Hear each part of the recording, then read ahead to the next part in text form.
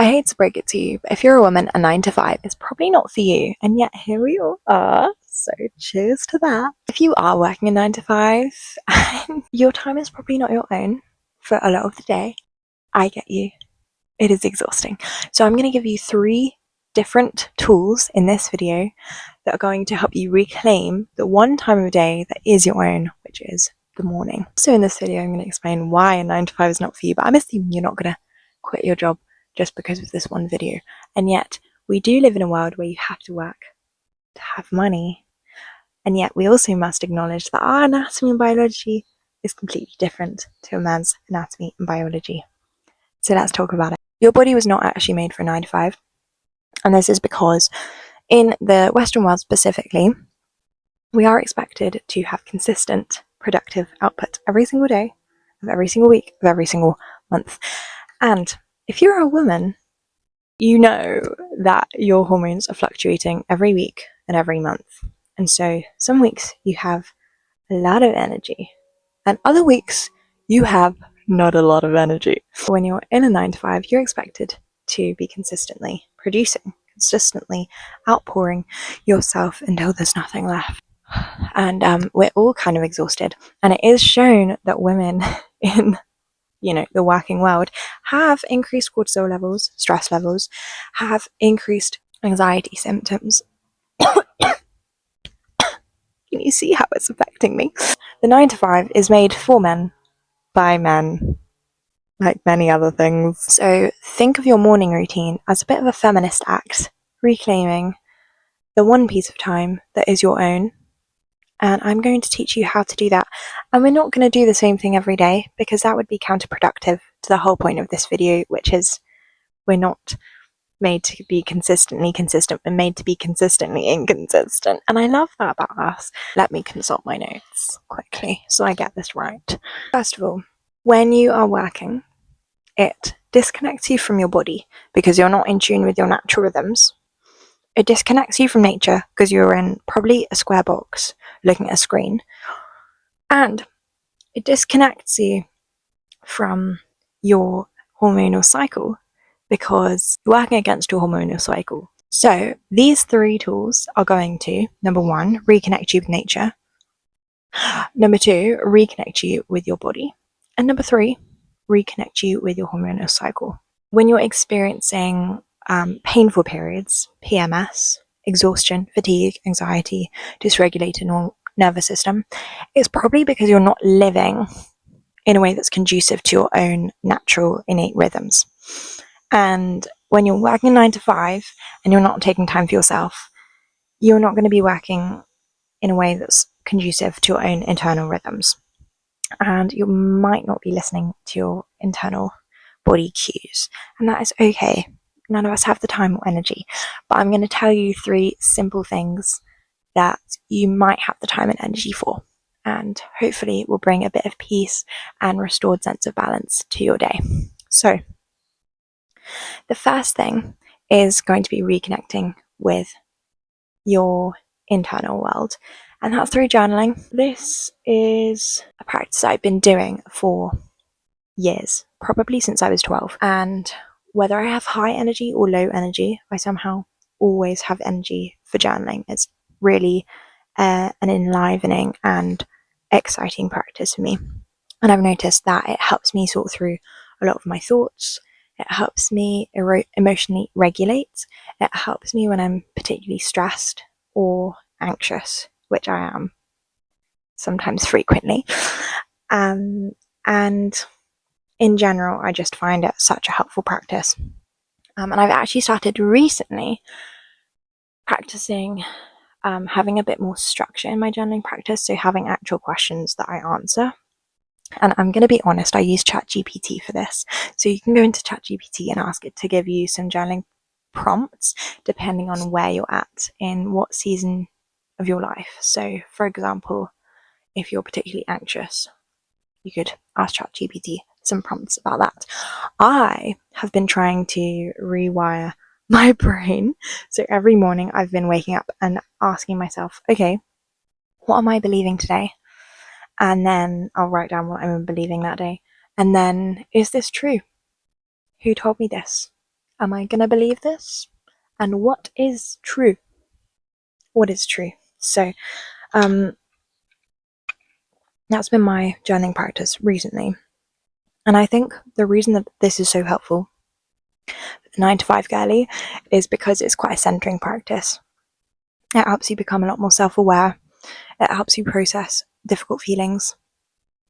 And when you're in a job where I've got a piece of lime in my throat. When you're in a job that is quite demanding, you're going to have a lot of thoughts. So even a practice like morning pages is very helpful. So you just brain dump for 3 pages, which sounds like a lot, but it goes very quickly. Just brain dump whatever you're thinking, whatever the first thing that comes to mind is. Like, brain dump it. That is our first practice.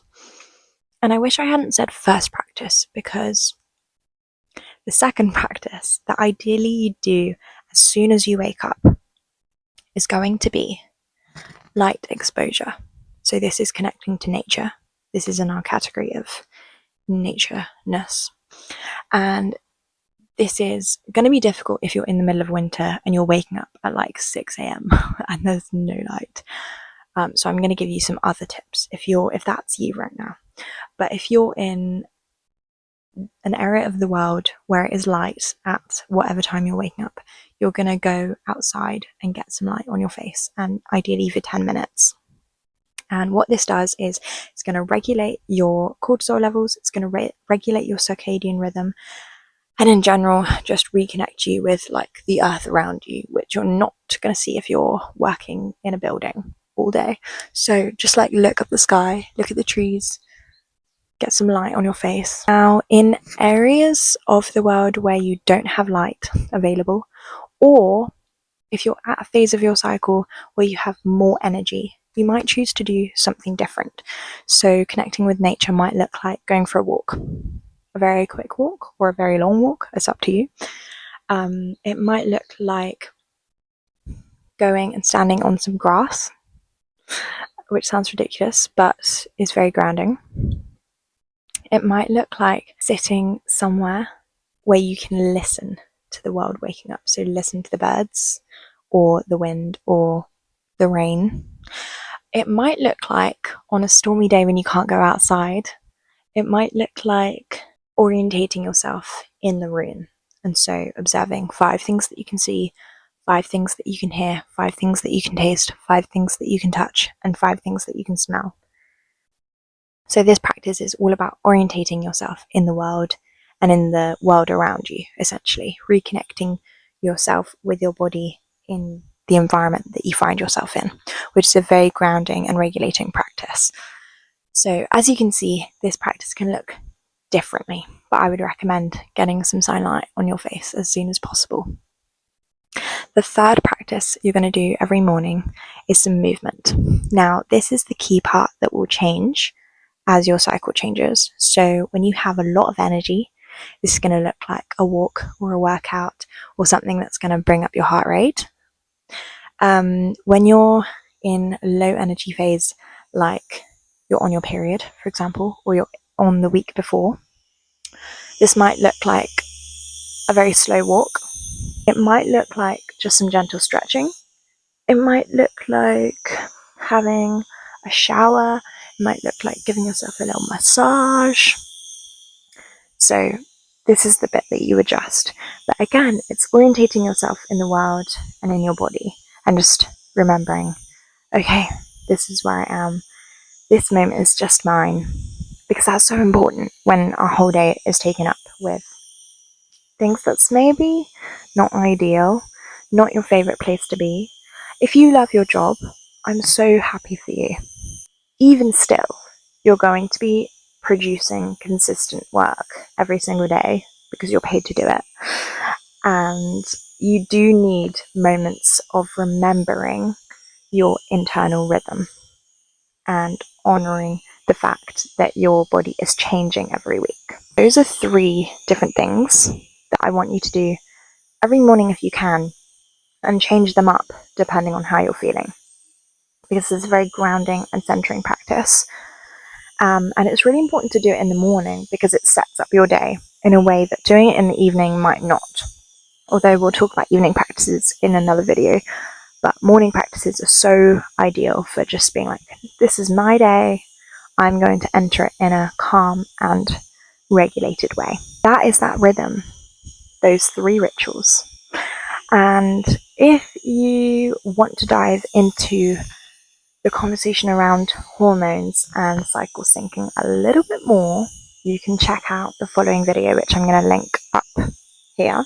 If you yourself struggle with PMS or sore periods, or just like knowing about your body, you can work with me one-on-one. I'm a medical herbalist and I specialize in helping women regulate their periods, regulate their nervous system, and come to a place of connectedness within their body and within nature. And we do that through really tailored plans, so through nutrition, through herbal medicine, and through like actual bespoke tailored lifestyle rhythms that I'm going to give to you. So if you're interested in that, you can click the link below.